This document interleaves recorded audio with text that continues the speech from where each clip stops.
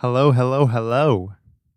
Um, Hi there. Yeah, this is it. This is my glorious return to YouTube. A story time video. Oh man. All right. So yeah.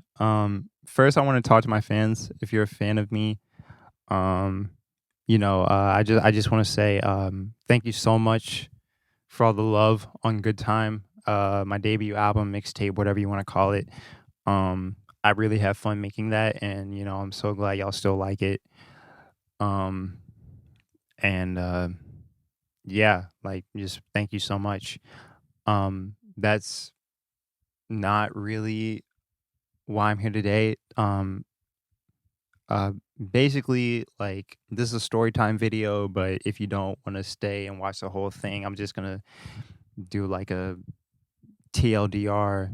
Long story short. So, um, I was basically a victim of like musical identity fraud. I don't know what you want to call it, but basically, like about a year or so ago, some guy hit me up on Instagram claiming to be a fan, saying he was like a fan of all my shit, and like we started building up a rapport and stuff, and basically like I was sending this guy music, I was posting music, and he was taking that music, uh, and uploading it on streaming sites and whatnot under a different name, and I had no idea, no clue whatsoever. And he didn't stop until like people confronted him about it, like on Discord servers and stuff. So yeah, that's basically what I'm here to talk about today. I'm going to talk about like my experience with that and like exactly what happened. I have some notes here, um, so I can just stay on point and not ramble as much. Um, but no promises. So yeah, we're just gonna start from the beginning. Okay, so this started uh like last year. I'd say it was the fall semester of my second year in college. So this guy hits me up on Instagram, claiming he's a fan, and he's like, "Yo, bro, I'm a big fan. I've been listening to you since you were on YouTube and stuff, and like, man, I just really want to hear more music from you. Can you send me all your unreleased music?" Like I distinctly remember that. Distinctly remember him saying, "Send me all your unreleased music." And like at the time, I was like, "Yo, that is so weird, bro. Like, you want me to send you all my unreleased music?" And it's like, bro, I mean, I just don't have the time. I don't have the energy to do all that, but I will like unlist a bunch of private YouTube videos I have for you. So I did that. I unlisted a bunch of private YouTube videos. I sent him a playlist, and he was like, "Oh my god, bro, thank you so much. Thank you, thank you, thank you." And so, yeah, that was like our first conversation in like Instagram DMs. Um, and then like like after that, we're like talking on a regular basis. We're friends now. We're like building a rapport and stuff. We talk about music and stuff like that, and he's asking about my new music, and I'm telling him stuff, and I'm telling him stories about me being in college and doing music and stuff. And it wasn't until um 2020 when he stopped asking me for like whole projects and started asking for singles. So when I say that, like when we first started talking, like I think a normal fan would like hit up an artist and be like, "Yo, bro, when's the next project? Yo, bro, when's the next like EP? I just need like something." But like once he saw that I wasn't gonna come out with another project anytime soon, that's when he just started asking for singles. He's like, "Okay, I can't get a project. Let me see if I can get a single out of him." So he was like, "Hey, bro, you got any like singles or anything you can send me?" And I would, send him singles every now and then. And then he'd like start asking me to like rap over certain beats. He'd be like, "Yo, bro, can you rap over this beat? Yo, bro, can you rap over this beat?" I'm like, Okay, yeah, I mean, I don't see the harm in it, you know. And keep in mind, he was not paying me like at all throughout this, like, our entire relationship. There was no money involved. I was doing all this for free. I thought he was a fan, you know, like I was pretty naive about it, but yeah, so no money involved. So, um I think I think the first time he asked me to rap over a beat, he it was I'm trying to think. Yeah, it was he actually sent me a song by another artist. And this guy, he's a great dude. I actually met him because of this whole thing. But his name's Seb Harris. Go check him out on SoundCloud. He's a really dope guy. So he sent me a song by Seb, and he wanted me to do my own verse over it. And so I did. I recorded a verse over it, sent it to him, and yeah, that was the end of that.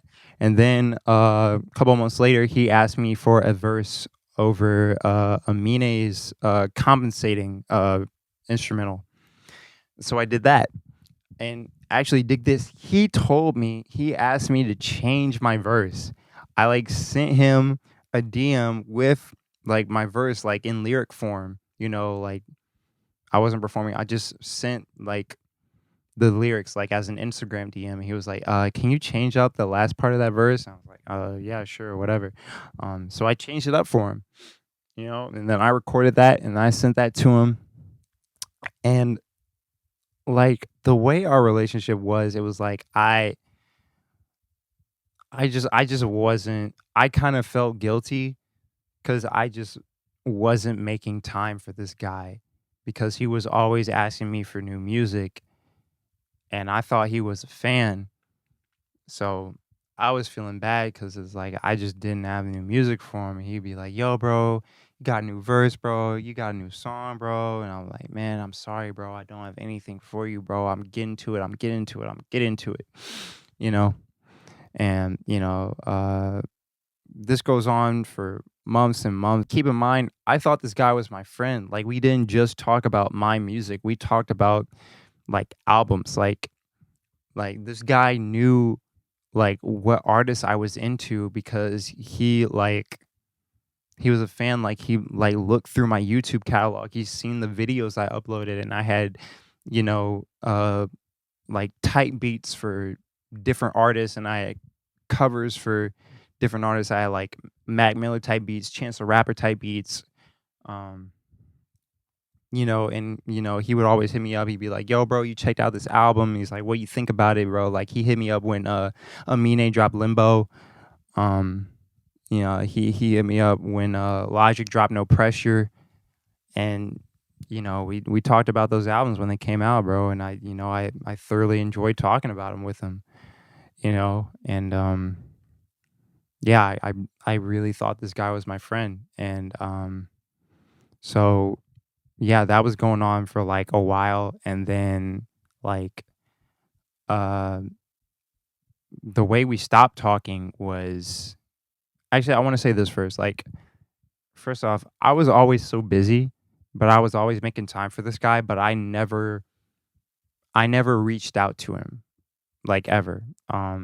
If we ever uh if we ever like started a conversation, it was always him that was like starting the conversation, getting me engaged. Um and the only time I would reach out to him was if I had like a verse for him or something. But the way we stopped talking was one day out of the blue, he just like hits me up on some like weird apology shit. Like, yo, bro, like actually let me get my phone out. Let me see if I can find it because it was literally the last thing he said to me. Uh, yeah, so he said, bro, just looking back at these messages making me feel a type of way. I apologize for just asking shit from you.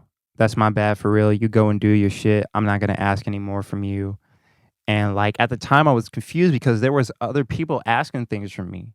So, like, in response, I said, "No, bro, you're good because you're not the only one. I got like 4 other people that wanna do stuff with me. There's no money involved with them either. The thing I'm stressing to all of them, you included, is that I just gotta get this album done first. I know it's been forever, but I swear the day I announce the drop date, that will be the date, no bullshit." And he's like, "Bro, I understand, but I ain't even take the time to talk on some normal person shit. I'm done with music anyways. I wanted to apologize for that, bro." And, like he said all that, and I was like, "Okay, man, I accept your apology. Appreciate you. It's all love." Yeah, and he said, "Yes, sir. I'm gonna be a fan forever, dog. Can't wait until you blow up." That was our last conversation, bro. That was April 22nd, 2021. After that, I didn't hear a word from this dude. I didn't reach out to him. I didn't have to send him any verses, so I wasn't like sending anything to him. We just stopped talking. Okay, now this this is where the story really gets interesting. All right. So like Sunday, June 27th, somebody DMs me on Instagram and they're like, "Hey bro, um, can you talk to me for a minute?" or something along those lines. And I didn't get to him right away. Part of the reason was because I was working that week. I work pretty hard. I work at Walmart, and like they work me to the bone over there. So and then also part of the reason I didn't get to him right away was just cause like usually when I get DMs on Instagram, um, and they start with like "yo bro," they're usually like just people either trying to sell me beats or people trying to sell like music marketing stuff like, "Yo bro, like I see you grinding, bro, and I want to help you, bro. I got this music marketing package." Like, shut the man, like whatever, bro. So I ignore that dude for a while, but uh I think I followed him. I'm not sure, but it was like I think he like messaged me and then like some other guy followed me. And so whenever people follow me on Instagram, I make sure that I try to follow them back. And so I try to follow this guy back, and then he's like, "Yo, it's crazy that you're following me because I only found out about you because some guy was impersonating you through your music." I like read that, I was like, "What? What? Huh?" And and like and then